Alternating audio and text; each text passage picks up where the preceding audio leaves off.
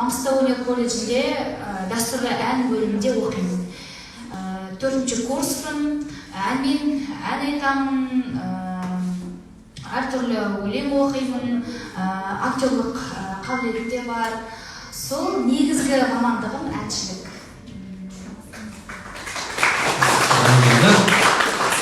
Шоқтан болсаңыз, балсыз болуға деп әзілдеп қойын.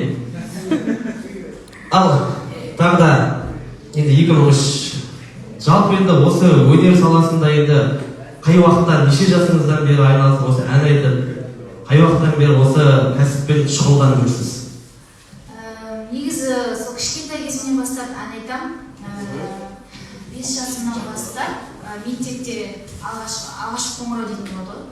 Соған барып ән айтқанмын. Жаңағы Гаухар Әлімбекованың «Перзент сыры» дейтін ән бар. Соны айтқанмын. Содан бері сол мектептің звездасы болды менде. Мен шығар әйтеуір, кім шығар, мен шығар, айтсам да, айталсам да, айталмасам да әйтеуір сол жерде жүрдік. Сөйтіп, сол мектептің орта сыныптардан бастап әнге деген қызығушылығым артып, өсе бастап, шынымен осы әнді жалғастырсам екен деген сияқты.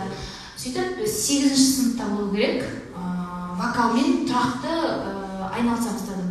Кәсіби тұрғыдан, осы Ақтау қаласында Абай мәдениет үйінде вокалдық мектептер бар, әртүрлі класстар бар, солардың біреуіне қатысып, өзімді ары қарай сол жетілдірейін деп өзіме мақсат қойдым. Сөйтіп 9-ші сыныпты бітіргеннен кейін ары қарай өзімнің анамның қолдауымен, ұстаздарымның қолдауымен Маңғыстау өнер колледжіне түстім. Бәрекелді, тамаша. Яғни 8-ші сыныптан бастап, жоғары сыныптан бастап тұрақты түрде, кәсіби түрде айналып бастадыңыз. Бәрекелді. Ал енді отбасылық өміріңізге қарай көшейік. Жалпы отбасыңызда неше ағайындысыз? Тұрмыс құрғансыз ба деп жігіттердің көкейіндегі сұрақты қойып қояйын.